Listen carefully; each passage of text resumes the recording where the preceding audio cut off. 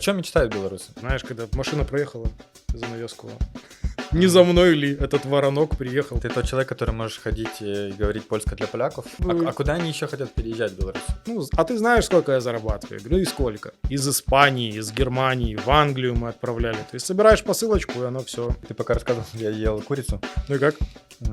Ну, на самом деле, мне курица очень нравится. Я продавал физлицам, но появлялись и бары. Мы должны поставить сразу же во всю сеть товар. И они мне говорят, слушай, если твой товар отличный, и он вымоется через неделю, мне от тебя нужна поставка. Еще на 250. условно. Естественно, через неделю. Так, твое предсказание в контексте Польши, а если Евросоюз развалится? Друзья, привет! Сегодня поговорим о важной теме. Это культурный код белорусов. Чем белорусы занимаются хотел сказать, в Беларуси.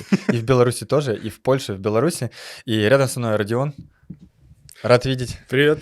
И Родион, как настоящий представитель белорусской нации, раскроет нам эту тему. И на примере себя, как белоруса, на примере своего бизнеса, который мы разберем, да, с тобой сегодня. Все верно.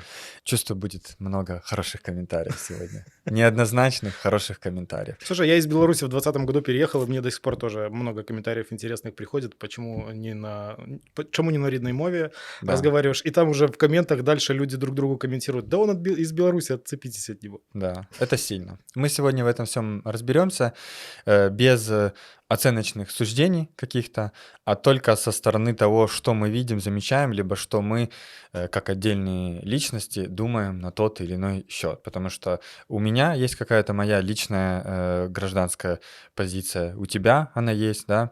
Мы ее сегодня озвучим, и, может быть, кому-то это поможет, кто-то успокоится и поймет, что он не один такой, да, сумасшедший, как мы.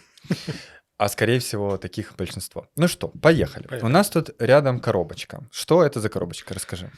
Смотри, я переехал в Польшу в 2020 году. Здесь еще пандемия была, чуть позже, чем ты приехал. Я в Беларуси занимался мебельным бизнесом. У меня была небольшая своя фабрика, где я производил мебель. Переехав в Польшу, я попал в пандемию, и здесь ничего не работало, кроме доставок еды. И я понял, что, слушай, надо что-то с едой, чтобы было связано. И я здесь запустил производство закусок. Мы начали делать сало, полиндвичку, колбаску. Вот все, что наши люди любят, о чем все соскучились. В 2020 году очень много белорусов переезжало, и все любили что-то свое, продолжали любить что-то свое, а это нужно было где-то заказывать.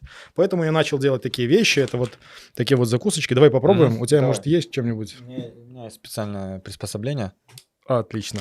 Можешь... Я буду все раскрывать и пробовать. Так, вот такие закуски начал делать. Это вяленое мясо. Вот такая еще есть говядина темненькая. Можешь тоже ее открыть. И я тебе еще такую ручечку свою хочу подарить. Да, вот, спасибо. Ручка блогерская. Очень удобная история, потому что мягкий наконечник. И можно, знаешь, когда зимой руки замерзли, можно листать телефон. Как пальцем. Этой стороны. Да. Окей, класс. Но как бы вести свою жизнь так, чтобы не мерзнуть зимой? Чтобы пальчики не мерзли зимой. Надо работать в студии. Итак, мясо. Расскажи про продукт, да, больше. Почему именно такой бизнес? Какой переход от бизнеса с производством мебели до Пшиконски? И, знаешь, даже основной такой вопрос – это какая маржа? Это, где здесь деньги? Да? Почему это может быть выгодно? Слушай, возвращение к истокам, наверное, так назвал бы эту историю, потому что я заканчивал университет по профессии инженер-технолог по хранению и переработке пищевого и растительного сырья. Я знаю, как перерабатываются и хранятся орехи, зерно, мясо, все, что нужно. Поэтому я заканчивал университет, трудился на стажировках на предприятиях и занялся той же историей по производству, только с мебелью, потому что было там интереснее в тот момент, когда я стартовал в Беларуси. Переехав в Польшу, я вспомнил все свои знания, увидел, что есть потребность в том, что люди ищут что-то свое, что-то вкусное, там, по белорусским, даже не по белорусским, по каким-то семейным рецептам, наверное, так можно назвать, потому что здесь много чего перекликается. Та же домашняя колбаса пальцем пханая и в Украине, и в Беларуси, и в России, скорее всего, там где-то есть в каких-то деревнях. То есть такая семейные рецепты. Поэтому соединил свои знания из университета, из стажировок, которые я получил там на практиках, и с потребностью, которая возникла в моменте, и просто родилась эта история. Почему производство джерок? Потому что увидел в своем городе, парень тоже занимался. Я из Гродно, из Беларуси. Мгм. Занимался такими же закусками, мы с ним хорошо общались, и я у него купил рецепт. Я говорю, расскажи, как ты это делаешь, потому что у тебя получается. И он мне продал, я пообещал ему, что я не буду его конкурентом на территории Беларуси. Так и случилось. Я уехал и организовал это в другом городе, в другой стране. Ну, то есть, я не знаю, может быть, в какой-то вариации это было, наверное, покупка франшизы. Знаешь, такая упрощенная покупка франшизы. Поэтому начал здесь делать. Узнал этот рецепт, добавил что-то своего, апгрейдил с местными приправами, местными производителями, там мясо, которое здесь можно было покупать, и вот запустил, собственно, производство вот этих вот мясных чипсов, мясных снейков. Многие понимаю. скучали об этом, это не копченое, это такое вяленое, сушеное Вяленое. такое мясо. Мгм. Вот, собственно, вот такая история. Все начиналось с того, что я это делал самостоятельно, сам, своими ручками нарезал, развозил еще. Если будут смотреть меня мои первые клиенты, которым я это все доставлял, я это доставлял все сам, еще там разговаривал, болтали, фотографировались, потому что они меня узнавали, потому что я веду блог. И Ага. дальше уже нанялись курьеры, дальше уже мы пошли в опт, открыли несколько магазинов, закрыли потом этих несколько магазинов и перешли сейчас полностью в оптовые продажи. Сейчас продаем оптом в Хорику. Хотели, рестораны, кафе, сокращенно Хорика. Продаем оптом. То есть вот этот магазин, который я в оффлайне видел в инсте, он закрыт сейчас? Да, я его закрыл, в нем Не имеет смысла, да? никакого смысла в нем нет. Он у меня хорошо работал до 22 года. Потом началась война. Никто не знал, что здесь будет происходить. Все люди как-то замерли, знаешь, в каком-то моменте. После 22 года, когда людей много приехало из Украины, они переждали какое-то время и поняли, что это надолго, надо организовывать здесь бизнес. И ты увидел сам, когда здесь Галя Балавана в каждом доме появилась, да. там в подъезде, и уже перенасыщен даже рынок стал в какой-то степени. Рынок чего? Это ты в каком ты рынке работаешь? Как его У можно меня назвать? еще в магазине были, объясню в каком рынке, потому что ко мне в магазинчик поприходили местные производители еще тогда в 21-22 году, Поставиться, да, которые туда? делали пельмени, они у меня разместили, там еще какие-то колбаски, грили замороженные, фарш или еще что-то, еще что-то. То есть не только мой продукт там был. И сейчас это все стало, после 22 года это все стало возможно купить у себя в подъезде даже. Есть какой-то магазин, и люди стали меньше ездить, меньше заказывать доставку, потому что это все можно купить прям... Вот даже в Бедронке появились какие-то украинские пельмени, В которые том числе, можно, да. которые можно покупать. Стало доступно. Мы же сконцентрировались на том, чтобы начали продавать наши закуски оптом. И сейчас отгружаем действительно какие-то сети, бары, рестораны, которые это все закупают оптом по хорошим оптовым ценам и уже сами продают клиентам. То есть мы перестали общаться с клиентами напрямую через сейчас таких посредников, как бары, отели и рестораны. Отлично. Вы досмотрели до этого момента, значит, вам действительно интересен бизнес в Польше. Поддержите нас, поставьте лайк этому видео, напишите комментарий и подпишитесь на наш канал. А если вы реально настроены делать бизнес в Польше, то мы можем вам в этом помочь. Во-первых, в формате обучения у нас есть классный обучающий продукт по старту и ведению бизнеса в Польше. Во-вторых, консультацией. И в-третьих, услугами. Регистрация компании, ИП и налаживание бизнес-процессов. Внизу под видео вы найдете все ссылки и продолжаем смотреть выпуск. Насколько было сложно сделать этот переход с B2C, с розницы, с ритейла на B2B, на Хорику? Слушай, у меня эта история заняла 4 года. То есть вот с 2020 года я приехал. Стартанул с одной концепцией? Да, стартанул с одной. У меня была очень амбициозная цель сделать франшизу. Много магазинов по всей стране. Все хотят франшизу, да. Мы открыли один магазин. Все отлично шло, все хорошо там до 21-го. Потом мы открыли второй магазин здесь же, в Варшаве, на Макотове, чтобы нашим клиентам было удобнее доезжать. Да, Макотов это... Проговори, что это за район, потому что не все из Варшавы. Варшава делится на два побережья, можно так сказать, Вислой. Лазурная? Ты не про это, да? Я думал, ты про Лазурку. И мы работали, у нас магазин был открыт на одном берегу, это там на Торговке. Торговка, Белоленка, это вот один берег Варшавы, второй берег Варшавы это центр, это Макотов, Воля, там тоже очень много районов. И здесь большое количество людей живет тоже из Беларуси, из Украины, которые попереезжали и осели оседлый образ жизни ведут в этом районе. Поэтому Ага. не всем было удобно ездить за тот берег, и мы открылись на этом берегу, если можно так сказать. Мгм. И уже увидели первые проблемы, потому что нужно было держать ассортимент сразу в 2 магазинах. У X2 увеличился штат, потому что должно быть 2 сотрудника, плюс подменные, если кто-то в выходные хочет, либо больничные. И это уже, как поляки говорят, не оплачуще, да, это не было выгодно. Мы закрыли второй магазин на Макотове, перешли на доставку, чтобы продолжать доставлять на этот Макотов. И впоследствии закрыли второй магазин, тоже продолжили доставлять нашим постоянным клиентам, физлицам, просто через курьеры, через службы доставки, Мгм. через там Allegro в том числе. Это все хорошо ездит, потому что продукт сухой, высушенный, Ну он да. нормально там переносит транспортировку. У нас были даже заказы, знаешь, из Испании, из Германии, в Англию мы отправляли. То есть собираешь посылочку, и оно все спокойно поехало. Там за Едет. 6-7 дней по Европе доезжает, все отлично. В 2022 году вы поняли, что вот такая бизнес-модель неэффективная. Скорее всего, вы там меньше на ней там зарабатываете. Ты как собственник, тебе это меньше было интересно. Ты принимаешь решение переходить на хорику. И еще 2 года ты делал вот этот переход на B2B клиента, да?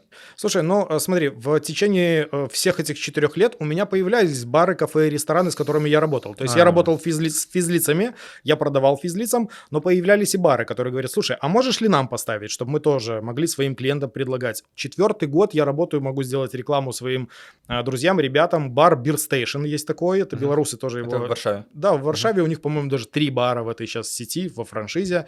И мы с ними работаем вот уже 4-й год, они покупают там наши закуски. И многие бары тоже у нас это все приобретали. Магазинчики вот эти пивные, все, которые открываются с разливным пивом, Мгм. тоже покупают наш продукт. И я понял, что лучше сконцентрироваться больше на этой всей истории. На B2B истории, да? Сделать им чуть-чуть ниже цену, более приятную, чтобы они свою наценку там держали, и они уже продавали это все клиентам, рассказывая, как это вкусно, какие-то акции делали. То есть мы с себя сняли историю по тому, чтобы держать у себя штат сотрудников, за которыми тоже все время нужно следить в плане того, чтобы там были какие-то отчеты, какие-то планы по продажам. Сейчас нам это тоже не нужно. Мы Мгм. просто продаем, и уже вся история на той стороне. Во-первых, и ты пока рассказывал, я ел курицу. Ну и как? Ну, на самом деле, мне курица очень нравится. Она за счет большого количества каких-то приправ, она, сори, но она не воняет именно таким, знаешь, мясом. Как-то она так сделана, что прям очень заходит. Прям как перекус. Реально.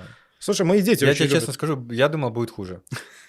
Честно скажу. Потому что Спасибо, я думал, это как комплимент. самый лучший комплимент от мужчины мужчине, да?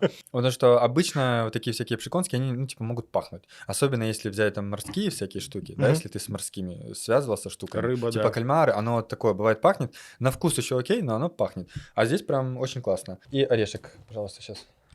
Мир разделяется на 2 категории. Первый — это те, кто еще больше смотрит этот быстрый мусорный контент, и на тех, у кого есть потребность смотреть классный, глубокий контент. Я верю в то, что подкасты — это один из лучших способов быстро создать связь с аудиторией, раскрыть вас как бренд личности, либо ваш продукт. Я знаю, что многие из вас хотели бы быть на этом месте и записать подкаст на самом большом YouTube-канале о бизнесе в Польше. И отличные новости. Сейчас это возможно. Внизу под видео есть ссылка. Там вы найдете формат работы, наши кейсы, отзывы и стоимость. Буду рад сотрудничать с вами и продолжаем смотреть выпуск. Орехи, да, в карамели мы их делаем. Тоже классная история. Смотри, еще тоже такое заблуждение про то, что многие думают, что все-таки это мясо, такая закуска к пиву. Ну, это действительно так, но еще у них много применений есть, потому что у меня часто приобретают ребята-спортсмены. Вот я только хотел сказать. Где можно просто закидывать в себя порошок, а где можно просто есть мясо живое. У меня часто заказывают ребята, которые в горы ходят. Потому Да. что легкая история, Да. насыщение большое. И у меня еще есть такой пул клиентов, которые приобретают это для своих детей и ложат им в собойки в школу. Это Вместо тоже... этого печенья, которым там Да, выдают, да, да. Пшеконская такая, пшегрызка, как они это называют, просто вот что-то пожевать. И у меня в машине тоже очень часто эта вся история лежит, потому что в дороге, когда у тебя начинают уже рубить в трассе, ты можешь чем-то, знаешь, Ну, заняться. вместо Макдональдса, почему бы нет? Очень хорошая штука, мы с собой в путешествии с женой тоже часто берем, потому что здесь реально мясо. Просто мясо, больше ничего. Из мяса достали воду. А когда ты идешь в каком-то путешествии, вот мы там ездили на Мальту, ты видишь хот-дог, и ты думаешь, а что в нем, в этом хот-доге? Здесь-то я знаю, что я сам это произвел. А Мясо, там да. ты думаешь, поэтому у нас было там несколько пакетиков, знаешь, мы перекусили, как, ну, прям нормально наелись. Мгм. Чтобы произвести 100 грамм сухого вот этого продукта, нужно 300-350 грамм мяса. То есть, по факту, это вот ты порцию такую прям мяса мужскую съев всего лишь Здесь 100 100 грамм. грамм, да, в Да, этой здесь 100 упаковке? грамм. Другими словами, если я съем всю упаковку, то я съем 350 грамм мяса в изначальном виде. Ну, Тут было. это, знаешь, такая порция в ресторане. Прям вот тебе Ну, бифштекс нормальная принесли. такая, да.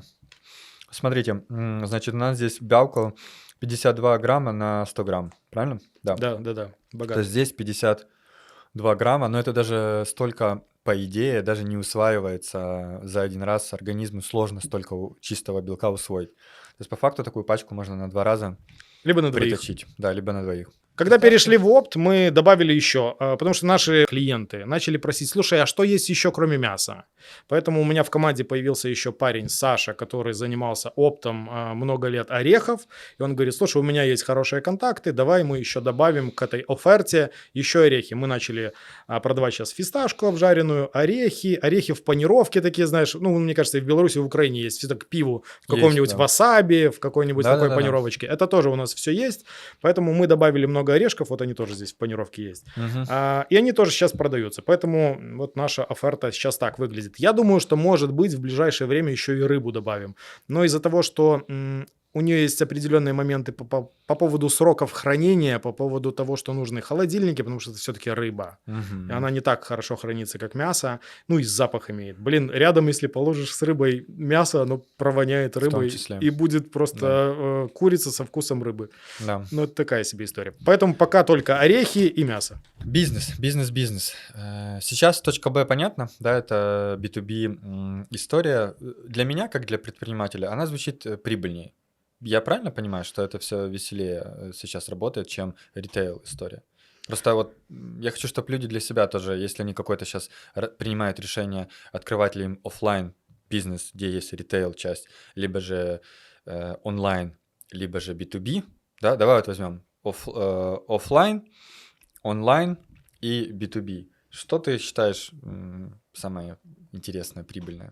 Слушай, ну тут история достаточно тоже важная, с какими деньгами человек заходит. Если он хочет какой-то плавный старт, можно спокойно работать там в B2C. Просто с клиентами открыть какую-нибудь кебабную и общаться с каждым гостем, и быть душой компании. И на этой улице ты будешь самый крутой. Да. Поэтому Ну и будешь зарабатывать сколько, как ты думаешь? Вот сколько собственник такой кебабной может зарабатывать? 10 тысяч злотых чистыми в карман себе ложит. 10 тысяч злотых. Я Окей. общался с многими, потому что ко мне часто обращаются в блог за рекламой. И я, когда начинаешь о бизнесе разговаривать, ну, а ты знаешь, сколько я зарабатываю? Я говорю, и сколько? Ой, стыдно сказать. 10-12 тысяч чистыми ложу, помимо всех налогов, которые будут заплачены. Ну, Да. и опять же, команда, там люди, там же аренды и тому подобное. Сейчас электричество дорогое тоже, в том числе в Польше. Да. Поэтому вот это, если работать в белую, то десятка. Я думаю, что, ну, мы же разговариваем только про работу в белую. Ну да. Не, ну так в черную это каждый может, а ты попробуй в белую поработать. Ну, Да. только если там что-то комбинировать с наличкой. Ну, поэтому только так там что-то можно скомбинировать. Но не все в это идут, потому что никому это не нужно. Мы все сюда приехали, мы все здесь приезжие до какого-то момента, пока там не получили паспорта. Поэтому, если вдруг тебя в чем-то уличат, то депортация. Кому это надо? Ну да, то твои проблемы.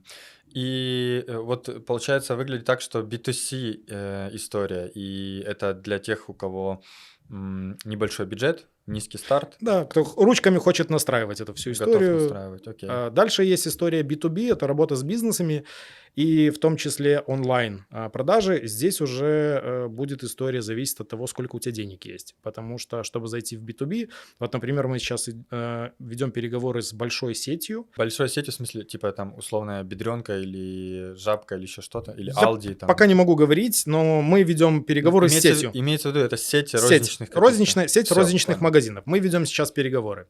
И здесь история такая, что мы должны поставить сразу же во всю сеть товар. Ну Везде, да, чтобы же он должен. был. Это мы прикинули, что где-то 200-250 тысяч злотых. Это поставить везде товар.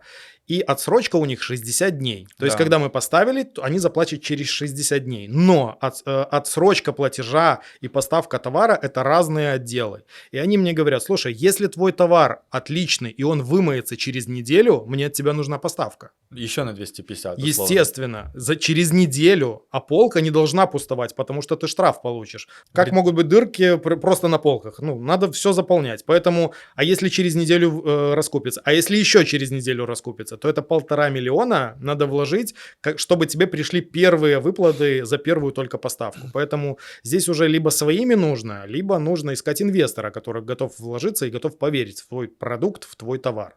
Окей. Поэтому здесь история уже про деньги. Конечно, она более прибыльная. Ты зарабатываешь уже, если работаешь в B2C, просто с клиентами общаешься, ты зарабатываешь 50-60%, у тебя там отличная история. Когда ты работаешь в B2B истории, либо вот выходишь в ритейл, выходишь в сети, за счастье некоторым ритейлерам, если ты зарабатываешь 4%, это прям вау, класс. Потому что продается все уже не твоими руками, там уже магазины все это распродают, а ты Ну прям да. фуру привез, отдал, и она там продается. Ты прям грузишь, да, в промышленных масштабах. Вот, мы сейчас в это идем, у меня тоже своих средств, которые я закачал, мне было недостаточно. У меня появились еще соинвесторы, которые тоже вошли с руками и с деньгами в проект, которые помогли донастроить это все. И мы вот сейчас заканчиваем переговоры с сетью, чтобы туда уже, собственно, войти и влиться. Но суммы большие, честно. Окей. Но Эти инвесторы, которые зашли, это smart money, то есть они тебе дали и выкупили у тебя долю, дали тебе инвестиции, какую-то сумму, и при этом они еще там, в формате партнерства либо наставничества докручивают. мне было неинтересно, если человек просто отдаст деньги и просто уйдет, потому что здесь очень много бизнес-процессов, которые тоже нужно донастраивать, собирать до конца команду. Появилась у нас история розницы, опта, маркетплейсов. Я кончаю маркетинг, я в маркетинге тоже разбираюсь, у меня там много лет блог, который я тоже веду и через него продаю, поэтому мне было интересно, если человек зайдет и с деньгами, и с руками. То есть он еще... именно он какую-то функцию выполняет. Все верно. Зайдет с функцией и с какой-то экспертностью. Вот у меня такие люди и появились. И кто это? Какую функцию они делают? Это там У меня- CTO или кто это? У меня зашел партнер, который помогает по опту. Вот он полностью занимается оптом со всеми нашими поставщиками, производителями, отгрузками, Договорами, да? логистикой. Да, это очень большой кусок. Я бы, честно говоря, наверное, не вытянул, вот Мгм. если бы не было у меня такого помощника. И он говорит, я все знаю, спокойно, мы тут еще дольем немного денег, и тут все закрутится. У меня еще зашел помощник по продаже в ритейле. Вот продажи бары, кафе, рестораны. Тоже зашел здесь помощник, который помогает настроить вот эту вот всю историю. Это тоже достаточно сложно. С Мгм. каждым нужно поговорить, пообщаться, рассказать, какой он классный, уникальный. Вовремя поставить продукцию. Вовремя поставить продукцию, вовремя отработать возражение какое-то. А почему коробка помятая приехала Мгм, в какой-то ресторан? Потому что у них должно быть все идеально. В общем, отработка вот этих возражений, общение тоже занимает время. Я бы сам не успел это все Окей. сделать. То есть Поэтому ты выполняешь какую функцию? SEO, да? То есть ты как SEO компании. на сегодняшний день я занимаюсь, да, как SEO и занимаюсь маркетингом. Вся история маркетинговая, коробочка, которая ушла от нас. Мы запустили новый бренд, который называется Pan Radeon. Мгм. И Я видел наклейка, да, тут была И мы сейчас начинаем это все под брендом Pan Radeon производить и все брендировать таким образом. Я недавно стал паном, принимаю Ты имеешь в виду поздравления. польским паном. Польским паном, получил польский паспорт, польские документы, поэтому это не выдуманная история, это бытность, это вот та история, которая со мной случилась, и я могу сейчас им представляться и на польском рынке, как польский производитель, как гражданин Польши, говорить, что это Pan Radeon, это польская продукция польского производителя, польского собственника, то есть все здесь, Натурпродукт. все натурпродукт и все честно. Ты тот человек, который можешь ходить и говорить польско для поляков? Меня мои друзья тоже иногда уже в шуточной форме спрашивают, говорят, что-то я не могу понять, что там у поляков происходит, что там у вас творится, расскажи. Ага. Я говорю, я пока не в курсе.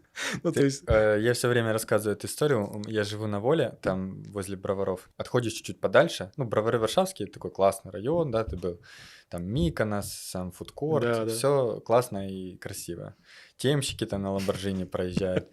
И дальше чуть проходишь, я там чистку зубов делаю, и там на стене большая такая надпись, баллончиком написано «Польска для поляков». И она там была написана, потом через месяц я прохожу, зачеркнута надпись другим баллончиком, и дописана еще одна надпись. А фритки для земняков. Типа, понял? Польска для поляков, зачеркнуто, фритки для земняков.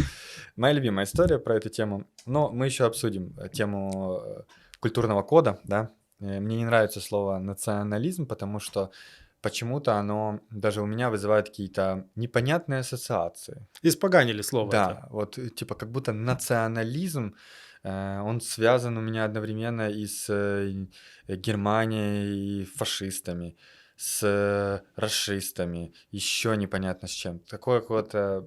А вот культурный код звучит культурно, Да. да? По бизнесу, по текущей точке Б, да, ты можешь рассказать, раскрыть, я не знаю, какие-то обороты, цифры, что еще, чтобы люди послушали тебя и сказали, вау, классно, это крутой результат, и я готов дальше слушать еще и советы от этого человека. Знаешь, я тебе, наверное, не до конца я могу сейчас оперировать всеми цифрами, потому что тему с оптом мы запустили только с этого лета. И мы еще только стартуем, вот год будем закрывать, потому что у нас часть еще тянущиеся истории с тем, что магазин перестал хорошо работать, и мы перешли в опт, у нас такая вот была яма и обратный, собственно, подъем. В общих чертах могу сказать, что вот за последний месяц, за ноябрь этого года у нас оборотка сейчас по опту 50 тысяч евро. Ну, то есть сейчас мы вышли на эту всю историю. Что хочу сказать по поводу того, что слушать, не слушать. Мне всегда интересно слушать предпринимателей, бизнесменов, у которых факапы были, которые деньги потратили и знают, как это обжечься. Мне очень нравится история, что плох тот капитан, который не утопил свой корабль, который побывал в каком-то, я не знаю, шторме, который тиранул мель дном, и какая-то была пробоина, и знает, как вести себя, как организовать свою команду, чтобы быстро решить какой-то вопрос, залатать какую-то пробоину. Вот именно эта история и делает из тебя предпринимателя. Мне тоже всегда интересно, когда здесь даже в Варшаве ребята организовывают какой-нибудь вечер факапов, где рассказывают, где они посливали, где у них не получилось. Вот это, мне кажется, предпринимательство. Я тоже могу уверенно сказать, что я открыл 2 магазина и закрыл этих 2 магазина, потому что это неприбыльная история. Мы потеряли там деньги. Сейчас уже выходим в то, что перестроились, переложили маршрут и едем уже по-другому. И это твой основной бизнес или еще блог? Ты на нем тоже реально зарабатываешь, монетизируешь. Какое у тебя бюджетообразующее предприятие в твоей жизни? На сегодняшний день блог больше блог приносит, конечно. За счет рекламы, интеграции, партнерок, да, вот типа всего, что ты туда насыпаешь. У меня очень хорошо приносил мой бизнес, но потом все пошло на убыль, потому что магазины стали непопулярными. Мебельный, конечно. Или... В Беларуси, когда я работал, был мебельный бизнес, да, я производил. Ты здесь про ритейл все. Когда переехал сюда, у меня здесь работали магазинчики с мясом, и они тоже хорошо приносили. Блог был как дополнение, как увлечение. И мне не всегда было время там снимать какие-то интеграции, потому что я был полностью в бизнесе.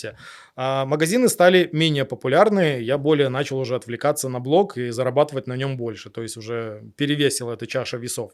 Сейчас мы перешли в опт, и это все выравнивается постепенно, даже несмотря на то, что хорошие большие обороты, но у меня еще, кроме меня, появилась команда, которая тоже должна зарабатывать, поэтому мы точно сами себя окупаем и уже зарабатывать начинаем, но все равно блог на сегодняшний день, на сегодняшнюю минуту пока еще приносит больше. Я надеюсь, что он тоже дальше останется для того, чтобы я постил фоточки еды, знаешь. Да, и все, да? Да, и все, и можно было спокойно жить на дивиденды. Смотри, умные люди сейчас напишут, что а зачем, типа, развивать эту всю историю в оффлайне, поставки, 1,5 миллиона, контракты, развивай блог и масштабируйся там. Почему тебя тянет все равно туда? Ты диверсифицируешь риски или в чем? Слушай, да, тут еще есть такая история. Люблю я это, мне очень нравится. Я 10 лет веду блог, это очень сложно. Некоторые не понимают, что такое вести блог. Вот ты тоже ведешь блог в Инстаграме, но это еще одна работа. Это сложно, да. Вот прям ежедневно выходить в сторис, что-то выдумывать, писать, какие-нибудь интересные посты, давайте назовем их интересными,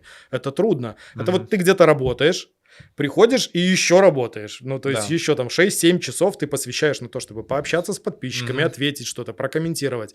Поэтому это тоже работа, и я ее тоже очень люблю. И благодаря тому, что в мой бизнес сейчас вошли партнеры с руками, которые помогли мне распределить нагрузку, и я сейчас с большим удовольствием и рвением занимаюсь своим блогом и маркетингом. Маркетинг позволяет качать мой блог, приводить в мой блог заказчиков рекламы и позволяет еще развивать мой бизнес, потому что я рассказываю в первую очередь про то, как развивается мой бизнес, что у меня происходит. Я честно всегда рассказываю, почему мы закрыли какой-то магазин, почему мы сюда не идем, сколько мы там проинвестировали. Поэтому это такой дневник, да, который ты ведешь и который еще помогает тебе монетизировать этот самый блог. Очень много белорусов, украинцев, ребят, которые здесь открыли какие-то заклады Слушай, у меня Заклад. Захват. История такая, что маленькое отступление. Я переехал в Варшаву, я не знал украинский язык, Мгм. и здесь в надежде то, что я приехал в Польшу, выучу хорошо польский, я еще и украинский по дороге начал выучивать, и иногда с кем-то общаюсь. А, ты заклады на украинский Да, сказал? да, да. И я такой, Заведение. и я с кем-то общаюсь, и у меня выскакивает слово «взагали». Думаю, блин, почему я это знаю, почему это у меня в голове? Ну, в общем, когда общаешься много с ребятами украинцами, эти слова цепляются, и они впервые выскакивают в матрице, чтобы выдавать их. Мгм. Так вот, ребята, которые открыли здесь свои заклады, открыли здесь свои рестораны, кафе, не могут заказать где-то рекламу на польских сайтах, потому Мгм. что они хотят русскоязычную аудиторию, скажем Да. так, украинцев, белорусов, чтобы они пришли, там, попробовали Их какой-то продукт. их Мгм. продукт, какое-то меню, воспользовались их услугой какой-то, поэтому они заказывают рекламу у блогеров русскоговорящих, которые Мгм. здесь на этом рынке есть, либо А кто украиноговорящих. кто твой конкурент? У тебя же самый большой тогда в таком случае инстаграм-аккаунт. Кроме, допустим, Вани, Нав-иммигрант, который новости пилит, у нас с ним тоже есть подкаст на нашем украинском канале. Вот у тебя, получается, 100 тысяч, самый большой. Слушай, Кто-то ну, еще есть? я за Ваней слежу, но он, да, действительно больше, знаешь, Но он э, мало вообще рекламы даже продает. это Сейчас уже стал. эта история, я давно начал вести блог, и я заметил такую тенденцию, что не все готовы рассказывать про личную жизнь, да, не все ведут вот в таком формате, в котором веду я. Ну да, И у про него жизнь, и про новости бизнес. все-таки, да. У него больше такой аккаунт, и они, вот эти аккаунты с концепцией того, что я только про бизнес и только про новости, а человек становится заложником этой всей ситуации, Да. и ему есть чем поделиться про то, что я видел, что у него там жена беременна, да, или еще какие-то интересные истории.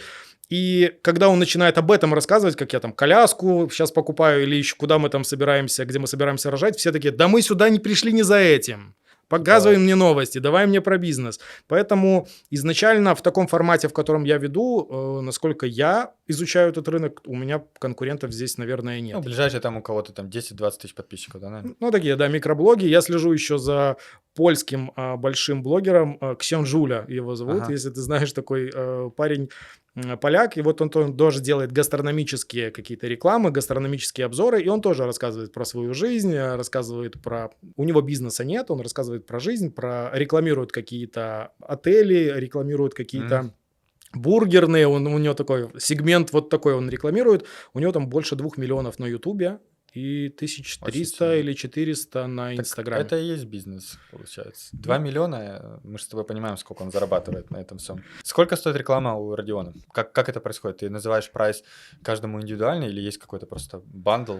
Есть несколько форматов рекламы, и я всем спокойно отправляю эти цены, не выгружаю в открытом доступе, но если у меня запрашивают, я спокойно их Ну, отправляю. и я спрашиваю, потому что я тоже, ну, как бы, мне нечего. Я не понимаю людей, которые не могут сказать, сколько у них стоит реклама. Ну, в смысле, ты же ее и так продаешь. Если мне надо узнать, ну, окей, ну, дам задачу бизнес-ассистенту, и он, типа, тебе напишет и спросит. Но это какое-то для меня странно, когда люди не могут назвать это. Я тебе сброшу картиночку, мы здесь можем вставить. Мне очень нравится, когда женщина на рынке подходит к продавцу, который свинью продает.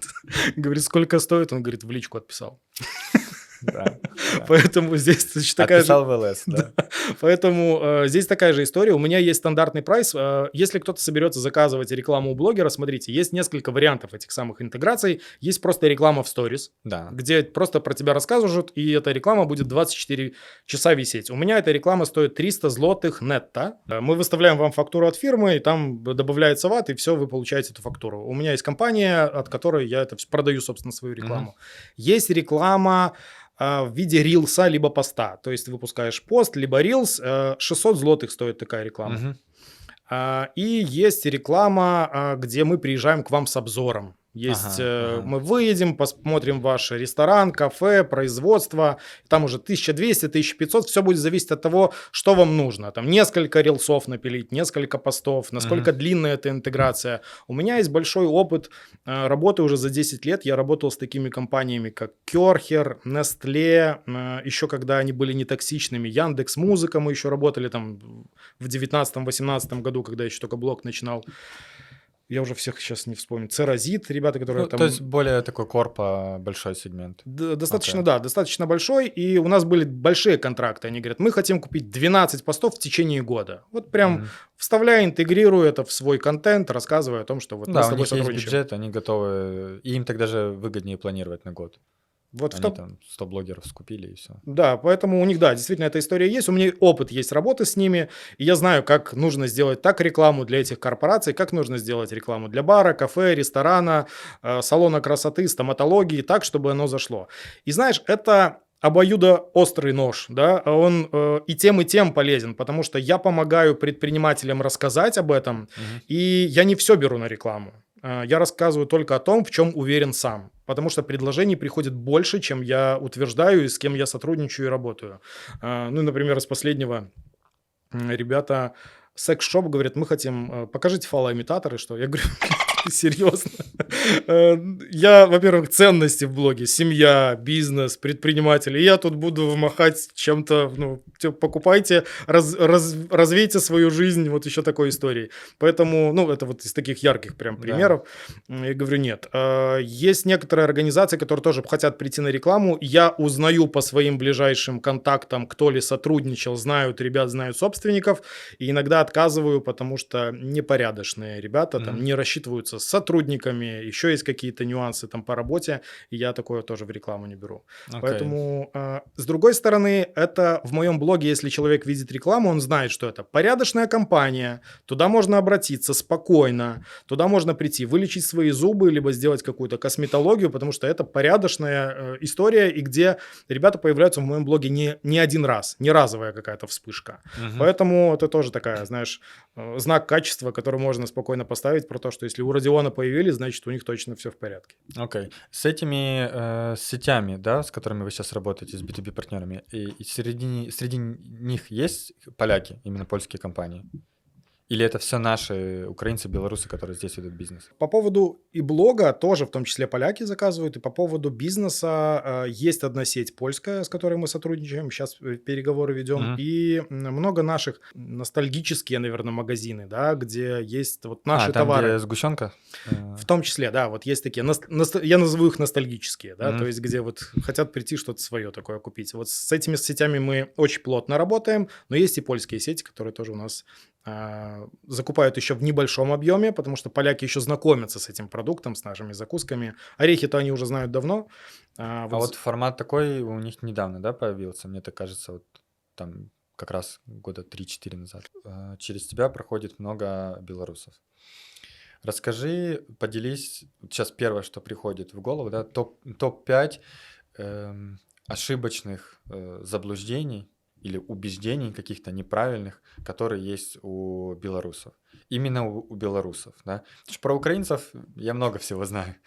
А вот белорусы интересно, потому что мы с тобой за кадром общались, да, там на тему политики, какие-то вещи обсуждали, и у нас уже расходятся вот ментально эти ментальные штуки, они расходятся. Какие у них заблуждения в контексте бизнеса в Польше? Напомню, у нас канал про бизнес в Польше. Я приехал сюда и через месяц уже открыл свою компанию. То есть я не нашел себя где-то в найме или не видел себя даже в найме, открыл здесь компанию и начал здесь делать свой бизнес уже даже вот с закусками. И многие предприниматели в том числе смотрят меня еще находясь в Беларуси, подсматривают, что тут как происходит, чтобы себе там составить какой-то план переезда. И я до сих пор, ко мне обращаются с вопросами: слушай, я хочу перевести свою компанию из Беларуси в Польшу, подскажи, что такое, расскажи условно правила игры. То есть, Да, что здесь да, происходит, да. что такое. И ты рассказываешь, смотри, есть линейная система налогообложения, рычалт, ИПшку можно открыть, но не все могут ИП открыть. Где-то ООО, здесь проще легализовываться, здесь проще деньги выводить как собственные, например, в ИП. Но не каждый, опять же, может это все открыть. Мгм. И поэтому ко мне обращаются, и я вижу много запросов, и какие бизнесы люди переводят. А перевозят они все вот эти 4 года, там, с 20-го, как я переехал, до сих пор ко мне обращаются. Я в какой-то момент увидел, что отвлекаюсь от работы своей действительной, которая там у меня по продаже закусок, и консультирую, и перевел это вообще в отдельное русло про то, что можно купить консультацию. Раньше просто консультировал, Ну, а теперь просто платно, да. а Ну, теперь, справедливо. теперь просто платно это консультирую. Так вот, по поводу заблуждений, белорусы очень сильно переживают, можно даже сказать, боятся по поводу документов, чтобы все было в порядке с документами. Я общаюсь с ребятами-бухгалтерами, они говорят, белоруса сразу видно, потому что когда приходит белорус на бухгалтерию, он говорит, сделайте все, чтобы было четко, чтобы ко мне просто никто не пришел, не докопался, чтобы все было... Я даже, говорит, где-то и переплачу этих налогов, но чтобы ничего не было. Говорит, когда ребята, простите, там, украинцы приходят, они говорят, блин, а можно... Что-нибудь... То есть эти больше подмутить хотят? Да-да-да, что-нибудь... А можно что-то, если не платить, лучше не платить, я что-нибудь как-нибудь... Может, оптимизировать, скомбинировать, да. Поэтому он говорит... С чем это связано, Родион? Как ты думаешь? Слушай, это связано с тем... Смотри, я с тобой в целом согласен. Это связано с тем, что у нас очень сильно за много-много лет в Беларуси сложилась такая история, что органы, которые контролируют бизнес, несут какой-то карательный нарратив еще сверху, да, что если вдруг ты что-то не доплатил 14 копеек, ну все, молись, чтобы у тебя конфискации имущества не было. Понимаешь? Прям... Это реальные такие кейсы? Просто людей, люди могут там, попасть в тюрьму. Вот прям попасть в тюрьму с конфискацией, с полной такой вот историей. Вот прям так жестко. Поэтому просто там... ты же знаешь, у нас в Украине не так. Поэтому люди приезжают сюда чуть более расслабленные из Украины. Про то, что, слушай, ну, я знаю, что в Украине можно. Может, и здесь можно как-нибудь оптимизировать это все. Я недавно, кстати, подписывал партнерский договор вот с одним из партнеров, и там был такой пункт, насколько далеко ты готов зайти в оптимизации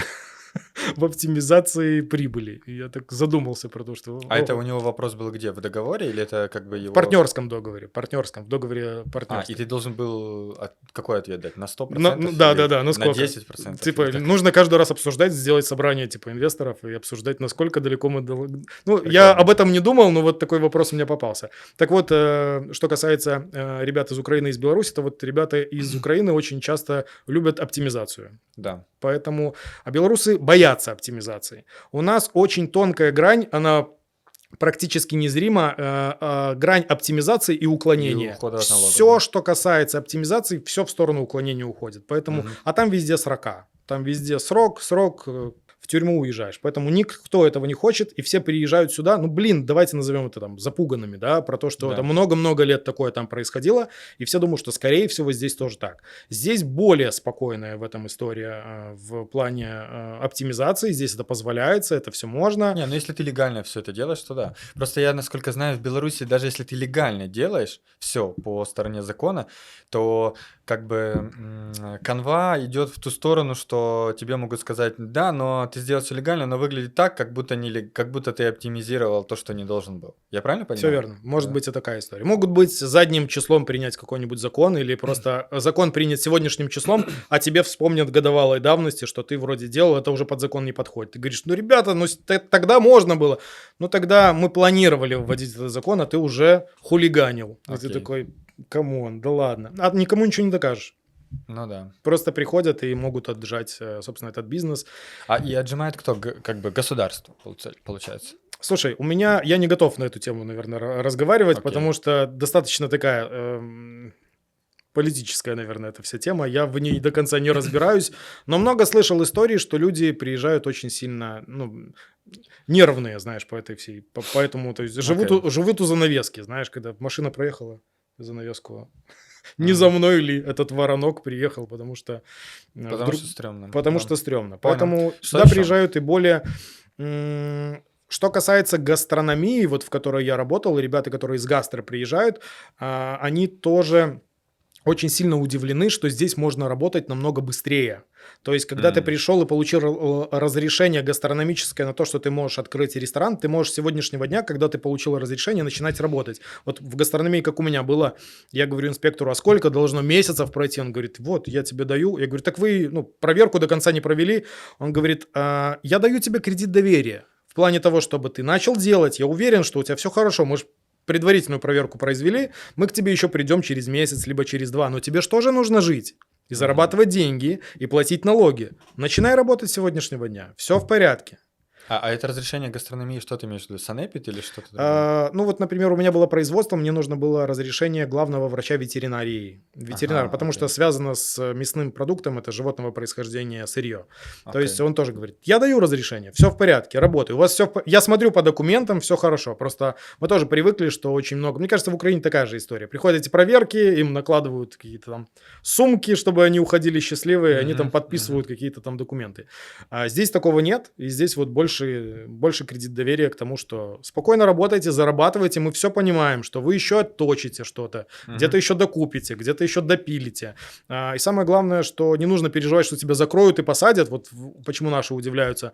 Если к тебе пришла проверка, они говорят, там доставьте мусорный бак, тут поставьте еще дозатор, чтобы руки мыть там каким-то там средством, Да. мы придем, проверим через месяц, будет все в порядке. Они говорят, что штраф? Говорит, да нет штрафа, вот, сделайте, выполните наши рекомендации. И если Мгм. ты будешь их игнорировать, конечно, будет штраф. А если ты выполнишь, то что тебе наказывать? Все хорошо. И такие, и сумки не надо накладывать? Нет, не Мгм. надо. И денег Прикольно. никому давать не нужно. Говорит, да нет, работай, что ты пристал? Ну, Прикольно. в общем, это тоже удивляет.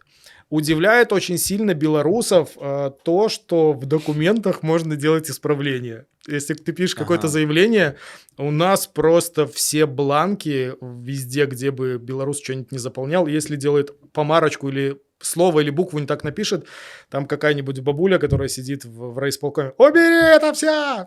А тут, То есть когда зачеркнутого ничего не должно быть, да? Все должно быть идеально А написано. я помню, приехал Песель заполнять, пишу, что-то ошибся, и говорю, слушайте, ну вы тут ошибся, она такая зачеркивает. Я говорю, что ты делаешь? Это же документы. Говорит, да я все равно это в базу буду вносить. Пиши тут вот еще раз. Или Ага. поставь правку, что исправлено. Я говорю, серьезно? Так можно? Они говорят, ну да, какая разница? Ага, И я прикольно, такой, да, необычно. прям так? Они говорят, ну да. И тебя это Прикольно. удивляет, потому что ты прям привык там вот работать по таким шаблонам. Потому что Окей. это вбивалось, сказал. Каким человеком нужно быть, чтобы вести бизнес в Польше, если ты белорус? Какими качествами нужно обладать человеку, чтобы здесь вести бизнес? Слушай, ну, мое личное мнение, что здесь вести бизнес намного легче, потому что у тебя открыта Европа, а у нас, что бы ты не хотел бы экспортировать, импортировать, что-то вывозить, ввозить в страну, нужно пройти еще 5-6 дополнительных проверок, потому что это все проверяют дополнительные органы. А на что пойдет твой товар? Не пойдет ли он на то, чтобы ты что-то, не знаю, хотел бы свергнуть существующий строй, да, или тут Мгм. организовать здесь что-то там хорошее, нехорошее. Но это прям такая вот политическая история, это все перепроверяется. Допустим, у меня в Беларуси я руководил благотворительным фондом, и мы пытались получить гранты от ЮНИСЕФ, от ЮНЕСКО, и они очень сильно перепроверялись, эти деньги. А на что они пойдут? Действительно ли на детей? То есть это Мгм. много-много инстанций еще проходит. А здесь мы можем напрямую работать с Унией Европейской, с Евросоюзом, с ЮНИСЕФ, там еще с какими-то грантами. Это очень классно. Поэтому мне намного быстрее видится, что можно белорусу строить бизнес здесь, в Польше. Каким нужно быть человеком? Ну, наверное, человеком, который готов к изменениям, который готов меняться, Мгм. а не привык мыслить теми шаблонами, которые в нас заложили уже за много-много лет про то, что там исправлять документы нельзя. В Украине, значит, ситуация такая. Курица не птица, Польша не за граница. Вот. И для украинцев Я 10 лет в Польше жил, да. Ощущение, как будто я тут живу уже 2 века. Вот.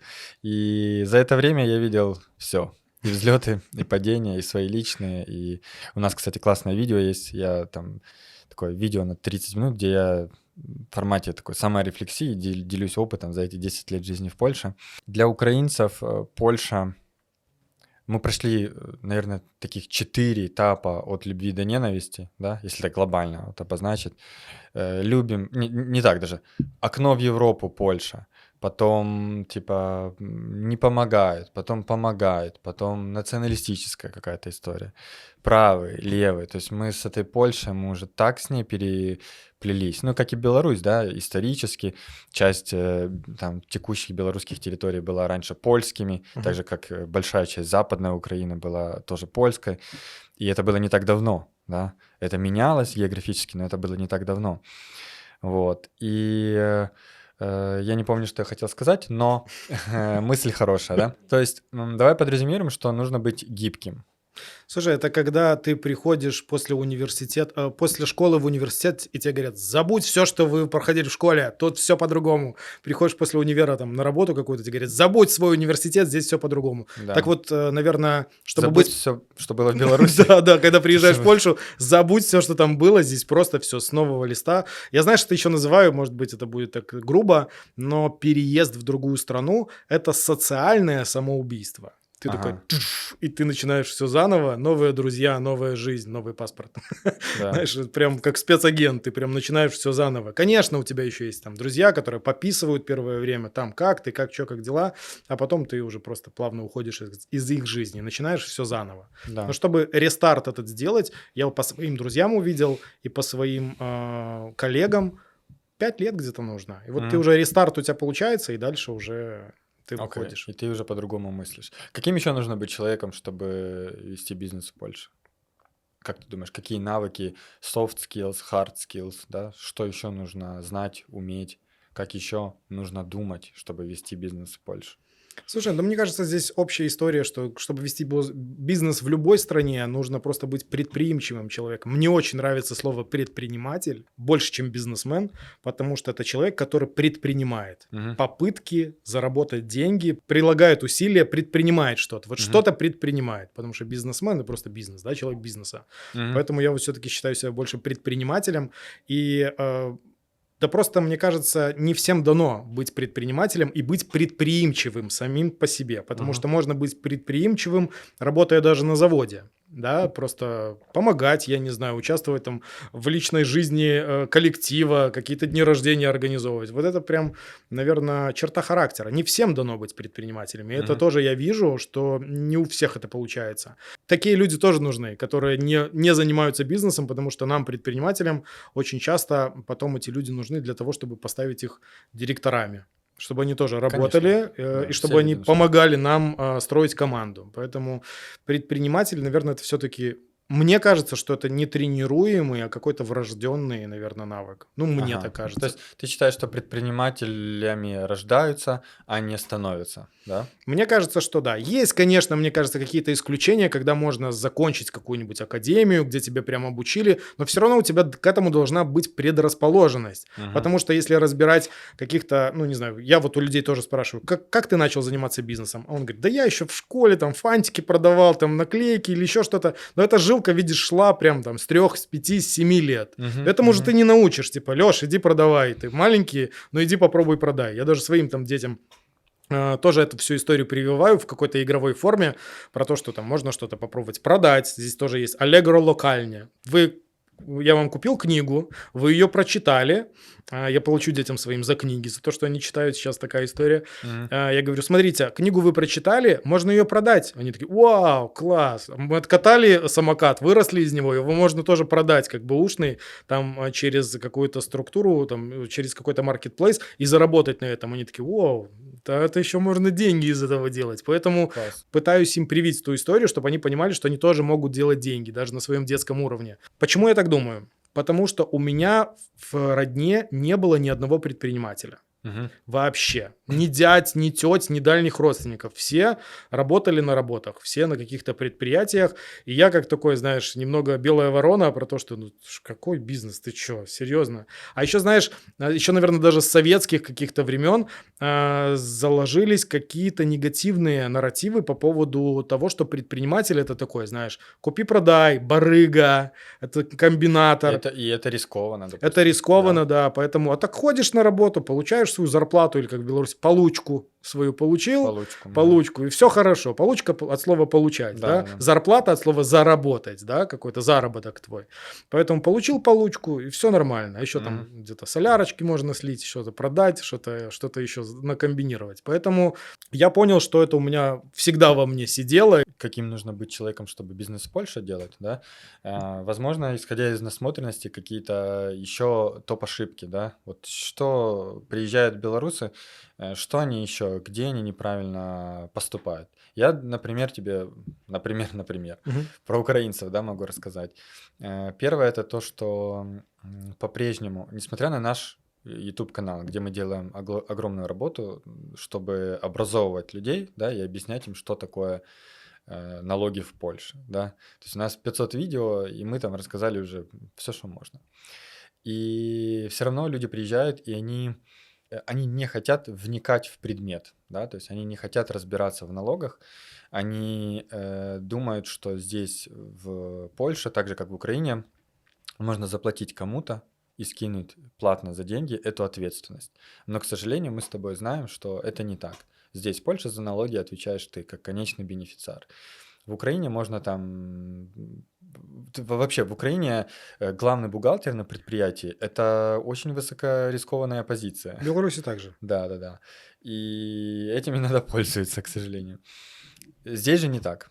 И поэтому вот я вижу такой момент, такую ошибку, да. Я вижу ошибку, что по-прежнему люди не прорабатывают бизнес-модель, и очень часто они думают, что стартанув с работы на нашу там только диаспору, да, со своим продуктом, они, ну, как бы это будет палочка-выручалочка, и вот там появится бюджет и все остальное. Но они могут в этом зарыться, закопаться в этом очень сильно, запаяться там, очнувшись через 3-5 лет, понять, что они прожили в этой стране 5 лет, а они до сих пор вместо «дзінькує барзо» «дзінькує борзо» говорят, да? И они тупо, ну, язык не успели выучить, а прошло 5 лет. По-польски не разумем, прошу пана. Как бизнес на поляков делать, не понимаю. И ограничивается очень маленьким рынком.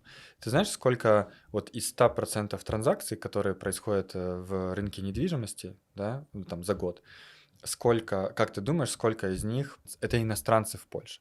Вот купили 100 тысяч, продали, допустим, на рынке 100 тысяч квартир, да? Мгм. Или там 10 тысяч квартир. Как ты думаешь, какой процент это именно чужеземцы? Да? За последний прям год? Ну, да, за год, да, последний. за Слушай, ну, прошлый. может быть, с последними тенденциями, может, 50%, половина, может, и будет, нет? Вот из всех транзакций, да, вот есть поляки, вот из всех транзакций 50%.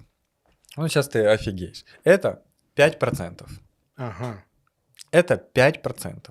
Это официальная статистика. У нас на канале есть Коля Мока, да, эксперт наш, который эту тему раскрывает.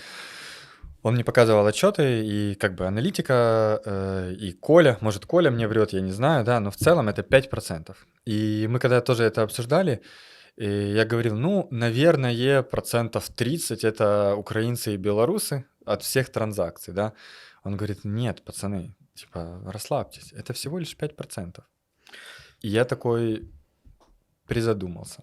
Ну, смотри, я тебе так скажу. Ну, вот ты много лет здесь живешь, кто-то тоже по карте поляка сюда приезжал по корням. Да, И даже если я сейчас буду покупать что-то, я уже куплю это как поляк. Понимаешь? ну ты уже поляк, да. И тут такая история. И я, наверное, больше хочу призвать, я знаю, что нас смотрят риэлторы. Если вы занимаетесь продажей и покупкой недвижимости, напишите, что по вашей статистике, действительно ли это так или не так. Не, так они напишут, по их статистике 90% белорусы и украинцы. Потому что они на эту же диаспору работают. Это ошибка выжившего. То есть мы просим как бы мнения от людей, которые и так в этом Ну да. рынке работают. И я тоже так, смотри, я тоже так думаю, что у меня по ощущениям, как будто поляков вообще тут нету. То есть одни украинцы и белорусы. Я триггеруюсь, я еду там в трамвае, либо в Старбаксе стою, я вижу, что мне кофе продает Сергей, да, я вижу, что сзади меня стоят девочки какие-то и общаются там на украинском. Все, у меня, ну, я поляков уже не замечаю. Но на самом деле это поляки нас не замечают. Ну да. Вот. Я давал интервью на польском языке, и я как начал девочке там польке рассказывать, это, ну, полька, она актер, отучилась в актерском 5 лет, там на телевидении, ТВН, там еще где-то какие-то интеграции. Я ей как начал рассказывать, что вообще происходит в мире, то есть она, ну, у меня такое ощущение, она просто отлетевшая как будто. Я говорю, смотри, тут ситуация следующая. В 2014-м Первая волна миграции. Первая волна миграции. Я приехал, Донбасс, Луганск, война. Она такая, ну, да, слышала. Я говорю, окей. Я говорю, смотри, 2020 революция в Беларуси. Смотри, на фотографии 100 тысяч людей идет по вашему, по Минску. главному проспекту.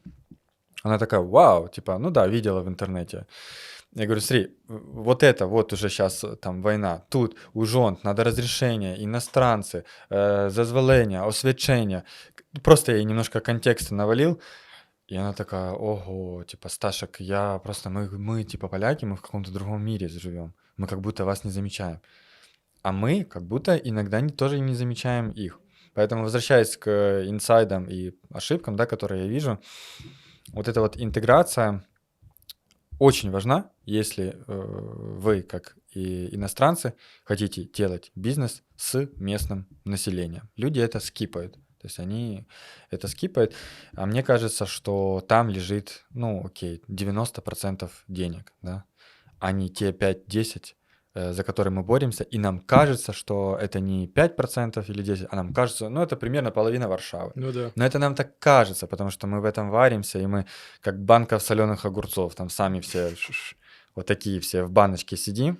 Это вот такой еще у меня пример. Ну ладно, смотри, ситуация такая, что я могу много философствовать, но мы тут собрались тебя послушать. Что еще ты видишь, что там из каких-то ошибок у людей? Слушай, я вижу, наверное, основную большую ошибку, что люди некоторые приезжают и не начинают изначально вот как раз собирать этот пакет документов и делать все нормально, Ага. а некоторые начинают с фразы «похер, разберемся». Ладно, потом разберемся. А потом оказывается, что ты не можешь податься на карту резидента, потому что ты себе на зарплату не делал, хоть и бизнес у тебя был. Да, да. А потом оказывается, что ты не все документы собрал или изначально не все правильно оформил. Потом оказывается, что ты по бизнесу вообще не можешь себе сделать вид на жительство, потому что оборотов не хватало.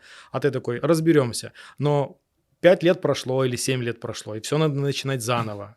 Поэтому я вижу вот эту частую ошибку, что некоторые типа, ну ладно, проскочим. Потому что, находясь в своей стране, в Беларуси, в Украине, когда ты живешь все-таки на родине. И всегда спокойно можно решить любой вопрос. Как минимум у тебя база закрыта, да, всегда там есть родители, к которым можно, я не знаю, если вдруг что-то пошло не так, переехать, да, там, Да. не знаю, и рестарт себе сделать.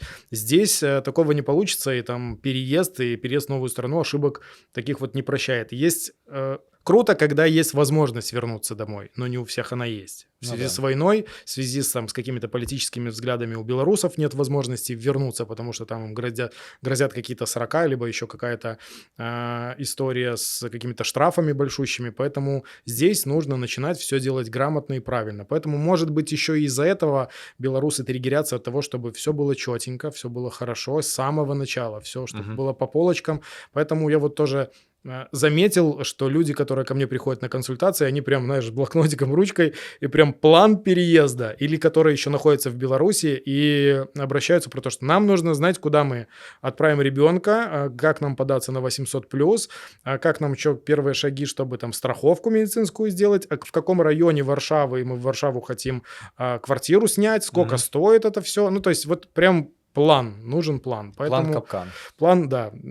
Поэтому ошибка, что некоторые люди вот прям ныряют в омут с головой, и когда они говорят «ай, разберемся», не разбираются. Да. И прям потом только всплывают, как после анабиоза какого-то. Так что ж, надо было по-другому все, оказывается, делать. Купите консультацию у юриста, у какого-нибудь правника, разберитесь с самого начала, как вам стоит идти, как вам стоит бизнес открывать, потому что иногда бывает история, ты тоже, мне кажется, знаешь, когда человек приезжает, открывает фирму, а ему нет возможности потом счет открыть даже. Ну, то есть есть такие нюансы, Мгм. есть определенные нюансы, что он не может вести бизнес здесь в Польше, ну, по определенным некоторым причинам. Но фирма уже открыта, а закрывать ее уже Мгм. не так просто. А как сейчас с белорусом, кстати, счета открывают так же плохо, как обычно, или нет? Также плохо. Еще вошла сейчас вот с осени дополнительная история, что нужно подтверждать при открытии счета, подтверждать какой-то умовой о праце, либо еще для чего тебе это нужно, либо умовой о проживании. Многие Окей. банки перестраховываются 2-3-кратно, переживают Прописку просят, да? прописку, переживают, еще просят заполнить дополнительную бумагу, в которой написано, что ты не имеешь никакой причастности к тому, что Посвящение. Мгм. происходит в России и Беларуси. У тебя там нет, ты не занимаешь никаких политических становиск, что у тебя там нет недвижимости и у тебя нет действующего бизнеса, который поддерживает существующий там строй и поддерживает вот военные действия, которые там происходят. Мгм. Банк перестраховывается. Я так понимаю, что государство переложило на банки, и банки сейчас должны это Да, делать. они ж точка соприкосновения И первая. много отказов. Вот, например, я просто тестировал историю, попробовал взять в рассрочку в некоторых иностранных банках как белорус на свой белорусский паспорт, хотя у меня здесь сталый побыт, у меня бизнес, у меня хорошие приходы, и у меня умова о праце на час не окресленный. Многие должны знать, что это такое на Да. неограниченное Ну, время. это самый лучший трудовой договор, который может быть в Польше. Да, я Если, себе, если коротко. да, много, приличную зарплату я себе выплачиваю, и мне из 10 банков 9 отказали. 9 Это в рассрочке, да, на какой-то Просто продукт? в обычно я просто решил протестировать эту историю. Вот думал, что мне нужно купить там планшет. Думаю, дай попробую взять в рассрочку на раты на 3-4 месяца. И вот 9 отказали. Я говорю, а причина? Причина остановки. Говорю, причина, почему не... Но мы не можем вам сказать. Но Окей. одна из консультанток такая говорит, ну, потому что вы белорус. Ну да. Но нам нельзя об этом говорить. И тоже говорит, если бы вы были украинец, вот точно с такими же набором документов, у вас все было бы хорошо. Да. Я говорю, понял, окей, спасибо. Знаешь, каким надо быть белорусом, чтобы делать бизнес в Польше? Терпеливым. Терпеливым и принимающим. Потому что получается так, что, берем за аксиому, что те, кто приезжают сюда, это адекватные люди, да, понимающие, что происходит в Украине, в том числе в Беларуси.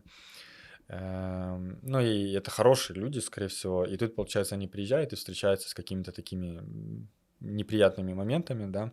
Поэтому надо быть терпеливым, получается. Вот такой я вывод сделал после твоей рассрочки. Ну, и знаешь, и что ты можешь делать, вот как белорус, типа ты такой, тебе говорят отказ, да, в одном банке, во втором, и ты такой, Да. ну окей. А что ты можешь? Ничего не можешь. Ты просто должен принять эту информацию и как-то жить дальше. Ну да, и как-то с этим работать. О чем мечтают белорусы? Они едут в Польшу. Почему они едут в Польшу? И хотят ли они здесь дальше оставаться? Вот что ты сейчас видишь статусом на ноябрь 2024 года?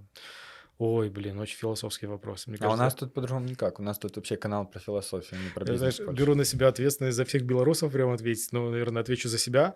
Знаешь, у нас в Беларуси уже такая давным-давно, много-много лет с Да. телевизионных экранов льется такая история.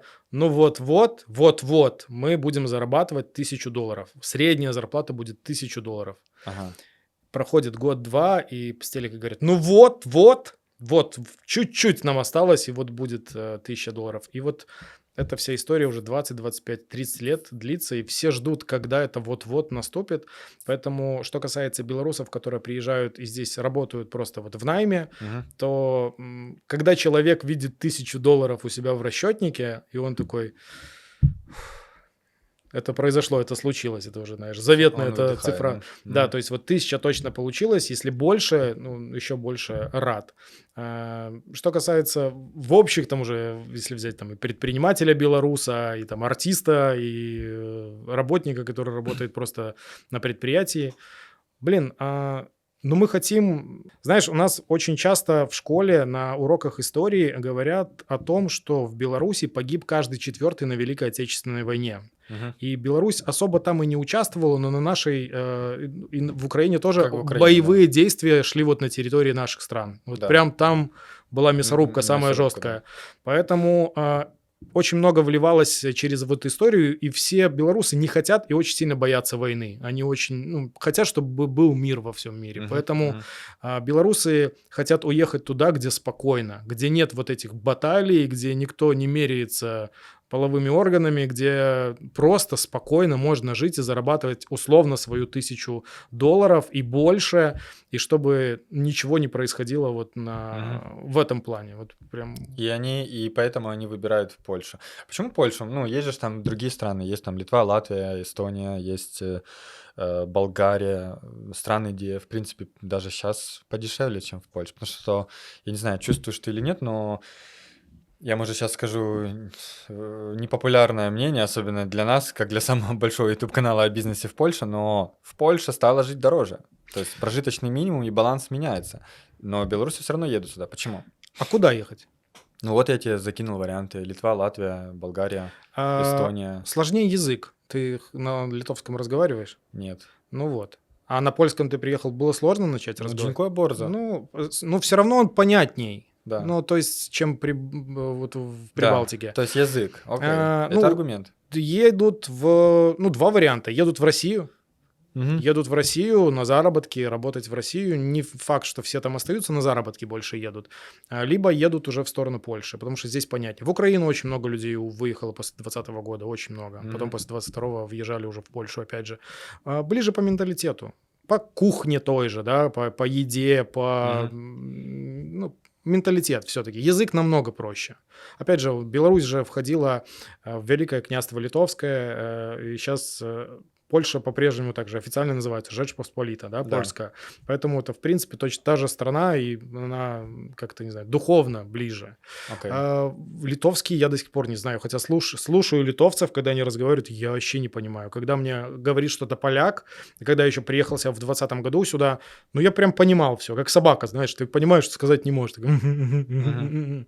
Поэтому, ну, вот он проще. Ну, и опять же, та история, про которую мы с тобой за кадром говорили, что Польша не за граница, курица Курица не не птица, Польша не за границей, вот, да? поэтому это так вот близко. Ну, и много А куда они еще хотят переезжать, белорусы? Вот какие есть нарративы у людей? Вот смотри, в Украине украинцы сейчас Польшу достаточно сильно воспринимают как перевалочный пункт, и в основном Варшаву. Именно поэтому Варшава выросла в цене, да, прожиточный да. минимум, я имею в виду там квартиры. И они много кто переехали в 24-м именно году в Валенсию, в Испанию в целом. Это меньше Барселона, потому что Барселона все знают, что там не очень безопасно, да. Поэтому это Аликанте, Валенсия.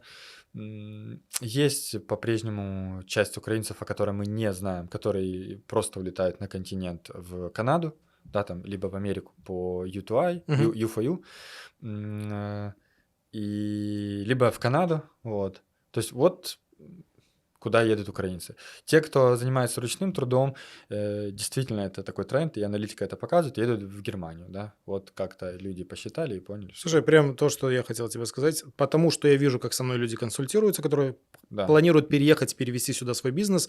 Польша в первую очередь рассматривают как ближайшая точка, потому что здесь и до дома недалеко, если что, съездить, кто не по политическим причинам, кто еще может передвигаться там через границу спокойно. Польшу рассматривают, Германию, потому что там хорошо вести бизнес. Все, что здесь в злотых, там в евро. Ну, то же самое, можно зарабатывать. Если здесь 5000 злотых, там можно 5000 евро, как предприниматель, Да. говорю. Европу из моего окружения никто не рассматривает. Все рассматривают либо теплые, типа Бали, где можно вот работать удаленно, удаленщики, либо, да, Америка, Канада, вот та история. Вот прям улетают сразу же туда подальше. Поэтому либо Польша, Германия, либо прям Америка. Окей. Поэтому... Понял. У меня последний вопрос. Твое предсказание в контексте Польши на ближайшее обозримое будущее, возьмем там год-два, да, то, что сейчас мы живем в такое время, что, в принципе, турбулентность, все как на пороховой бочке, да, непонятно, то кризис у нас будет мировой, то третья мировая, да, вообще, то рептилоиды спустятся там, вообще непонятно. Но какое у тебя локальное видение в контексте Польши? Ты стал поляком, да, с чем я тебя поздравляю. Денькое. И ты можешь уже как белорус и поляк одновременно сказать какое-то видение. Куда идет Польша? Сориентируй нас, простых смертных, простой люд. Куда идет Польша? Будет ли здесь дороже становиться, либо, может быть, дешевле? Интересно про недвижимость, да? Может, у тебя какое-то твое личное есть видение? Что ты на этот счет думаешь? То, что люди ж делятся на два типа. Те, кто считает, что недвижка перегрета, да, и типа я не буду по таким ценам брать. Кредит, эффективная ставка кредита сейчас где-то 7,5%, с учетом всех страховок, это где-то 7,5% годовых. Ипотека. Это, ну, не супер вкусно. Как бы за 30 лет ты переплачиваешь за квартиру 3 раза. 3 квартиры ты выплачиваешь. Интересное твое такое видение, геоэкономическое видение Польши. Возможно, и политическое, ну, я имею в виду внутри именно Польши, потому что в следующем году будут выборы, и, может быть, какое-то тоже добавишь свое видение. Слушай, ну все ждали этих выборов. Все ждали сейчас ближайших выборов в Америке, Да. что там произойдет. Мне кажется, я вижу, что в Польше все будет хорошо. Все будет хорошо, все будет продолжать развиваться, все строится, организовываются новые предприятия. Я вижу, с каким усилиями, с какими масштабами здесь все разворачивается, в том числе логистические какие-то центры, как хорошо работает товарный бизнес, как хорошо работают и постоянно открываются предприятия по производству чего-либо. То есть здесь все будет хорошо. Будет дорожать, но это неизбежно, потому что на сегодняшний день в Польше самые дешевые были продукты, если со всей Европой мерить. Мгм. Поэтому здесь, наверное, не дорожает, а выравнивается все под европейские какие-то нормы, под какие-то европейские уровни. Поэтому будет все то же самое. Например, если отъехать ближе туда, к Германии, то немцы ездят в Польшу за продуктами и заправляться сюда ездят. Ну да. Хотя для нас кажется, что куда уже выше цена на топливо, а немцы ездят сюда, потому что здесь вкуснее и дешевле. Мгм. Вот, поэтому выравнивается под европейскую историю. Что касается недвиги, я действительно считаю, что она перегрета, и все ждали вот этого 2% кредита, Да. и он получился, все случилось. Все уже начали потом ждать кредита вот этого под 0%. 0%. Мгм. Все ждали, что он будет где-то в районе вот выборов американских, да, что все произойдет. Он не случился, его перенесли на январь месяц, там январь-февраль, который будет в следующем году, в 25-м. Тоже интересно, сбудется или не сбудется, но мое мнение, что кредит все-таки будет, потому что на это повлияли выборы американские, Мгм. будут выборы польские, поэтому кредит все-таки будет. А что будет дальше с недвижкой, вообще непонятно, потому что следующей отсечки нет. Все как-то ждали вот американских выборов, потом польских А дальше выборов. какая-то бездна, А да? дальше бездна, и непонятно, а что, дальше 4 Мгм. года, прям нет каких-то сроков или каких-то отсечек, до чего, к чему потом их притягивать, потому что Мгм. непонятно, кто выиграет на этих выборах. Я Ты будешь застал... голосовать? Да, конечно. Слушай, я застал концовку, я не помню, застал концовку выборов в Польше в прошлом году, и президент Варшавы баллотировался в прошлом году. Да. И насколько я помню, очень тут сильно кипишевали все, потому что ему не хватило прям чуть-чуть. Ты помнишь эту Мгм. историю? Мгм. Прям процент или там что-то около процента. Ну, прям вот что-то прям чуть-чуть. Поэтому в этом году он тоже баллотируется, и все его прям яро поддерживают, рьяно поддерживают. И я думаю, что в этом году он выиграет. Да. И это хорошо, И это да? хорошо, но что будет с экономикой, непонятно, потому что ей тоже нужно будет подстраиваться под новый лад, под новый строй. И вот непонятно, что будет с ценами. Возможно, Окей. какая-то калибровка тоже будет. Ну, ты свое будущее видишь здесь в течение, там, не знаю, этой жизни или ближайших, там, 5 лет? Или же у тебя есть какая-то идея, типа, блин, тут классно все это, но Америка ждет меня, условно? Слушай, мне нравится здесь жить. Просто у тебя же семья, у тебя 3 детей, да? Да, у меня Ну, у 3 тебя 3 детей. детей, я понимаю, что это совсем по-другому ты на мир смотришь. Я вижу свои ближайшие 5-6 лет точно здесь, Точно пока здесь. дети Мгм. не закончат школу. Это однозначно, потому что это европейское образование, и для детей и так был стресс, потому что они переехали у меня маленькими, двойняшкам, дочкам было 3 года, сыну было 5.